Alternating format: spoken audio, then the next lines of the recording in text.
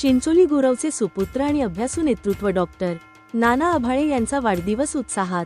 पशुवैद्यकीय क्षेत्रात स्वतःचा वेगळा ठसा उमटवणारे, कायद्याचा सखोल व्यासंग असलेले आणि राजकारणात आपली स्वतंत्र ओळख निर्माण केलेले चिंचोली गुरव येथील लोकप्रिय व्यक्तिमत्व डॉक्टर नाना आभाळे यांचा आज वाढदिवस. या निमित्ताने संपूर्ण परिसरात उत्साहाचे वातावरण पाहायला मिळत आहे. डॉक्टर नाना आभाळे म्हणजे केवळ एक यशस्वी डॉक्टर नव्हे, तर समाजाच्या प्रश्नांची जाण असलेले एक अभ्यासू नेतृत्व.